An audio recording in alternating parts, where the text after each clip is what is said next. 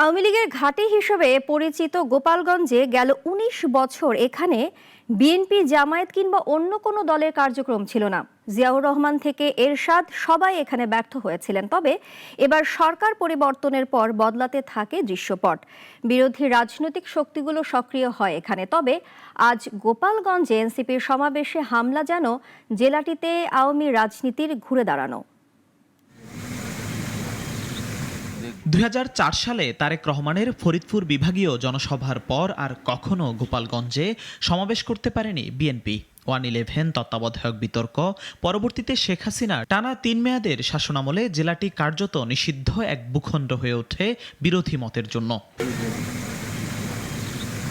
তবে গেল বছরের ৫ আগস্ট ছাত্র জনতার আন্দোলনে শেখ হাসিনা সরকারের পতনের পর পাল্টাতে শুরু করে দৃশ্যপট। বিএনপি, জামায়াত সহ অন্যান্য রাজনৈতিক শক্তিগুলো দীর্ঘশ্বাস ছেড়ে আবার রাজপথে ফেরে।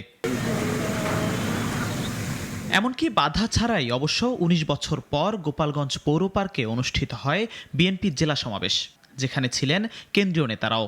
একইভাবে কোটালীপাড়ায় হয় বিএনপির দ্বিবার্ষিক সম্মেলন। জাতীয় পার্টি, ইসলামী আন্দোলনও মাঠে সক্রিয় হতে থাকে। দুপুরে গোপালগঞ্জ পৌর পার্কে প্রস্তুতি চলছিল পূর্ব ঘোষিত এনসিপির পথসভার। কর্মসূচির শুরুর আগেই হামলা হয় সমাবেশ মঞ্চে। পরে মিছিল শেষে ফেরার সময় কেন্দ্রীয় নেতাদের গাড়িবহরও হামলার শিকার হয়। আগুন জ্বলেছে, ককটেল ফেটেছে, ছুটেছে পুলিশ।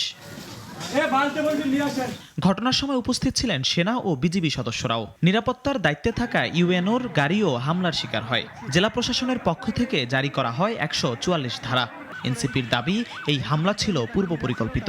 যদি আজকে বাধা না দেওয়া হতো, যদি যে ধরনের ভয় ও আতঙ্ক তৈরি করা হয়েছে সেটা যদি না করা হতো, গোপালগঞ্জের সাধারণ জনতা এখানে লোকারণ্য করে ফেলতো। আজকে আবারও বাধা দেওয়া হয়েছে দ্বিগুণ গতিতে, এর জবাব আমরা দিব ইনশাআল্লাহ।